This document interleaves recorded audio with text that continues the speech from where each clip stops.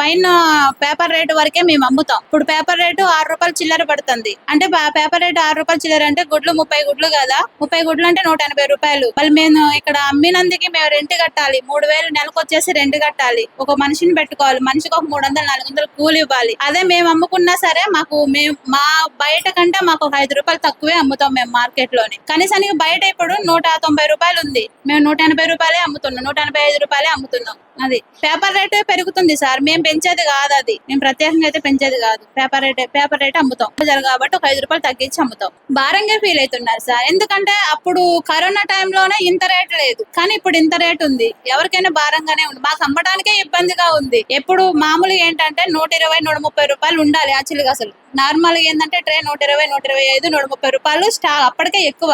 అలాంటిది ఈ రోజు 190 రూపాయలు, 185 రూపాయలు అంటే చాలా ఎక్కువ. ఎవరైనా మాకే ఇబ్బందిగా ఉంది అమ్మడానికి, వాళ్ళకి కొనడానికి. మేమైతే నష్టంతో అమ్ముకోలేం కదా సార్. అది కిరాణం కొట్లలో ఒక గుడ్డ వచ్చేసి 7 రూపాయలు అంటే అప్పుడు ఒక ట్రే వచ్చేసి 210 రూపాయలు. అది భారంగా, అందుకనే భారంగా ఉంది.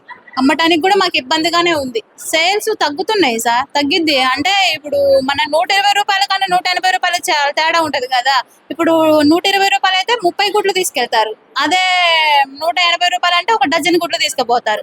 ఒక డజన్ అంటే 3 కస్టమర్లకి ఒక ట్రే మొత్తం వస్తుంది. సామాన్యులు గుడ్లు కొనాలంటే కొద్దిగా ఇబ్బంది పడుతున్నారు, ఎందుకంటే గతంలో గుడ్డు 5-6 రూపాయలు అమ్మే గుడ్డు ఇప్పుడు 7 రూపాయలు అమ్మాల్సి వస్తుంది. గుడ్లు సేల్ చేసేటోళ్ళు వాళ్ళని అడిగినాం మేము, గుడ్లు ఇచ్చేటోళ్ళకి. వాళ్ళు ఏమంటారంటే పైన పెరిగింది అంటున్నారు. ఆల్రెడీ చలికాలం కాబట్టి ప్రొడక్షన్ తక్కువ ఉంటుంది. తర్వాత చూద్దాం, ఒక వారం 10 రోజుల తర్వాత న్యూ ఇయర్ వేడుకలు అయిపోయినాక కేకులు తయారీకి పోతాయి కాబట్టి కొద్దిగా గుడ్డు రేటు రేజ్ అయి ఉన్నది. సామాన్యులకు కొద్దిగా ఇబ్బందికరంగా ఉంది. ఇంత ముందు ఉన్నంత సేల్ ఇప్పుడు లేదు. ఎగ్ 5 రూపాయలు 6 రూపాయలు అన్నప్పుడు రోజు 30-40 ట్రేలు అమ్మేటోళ్ళం.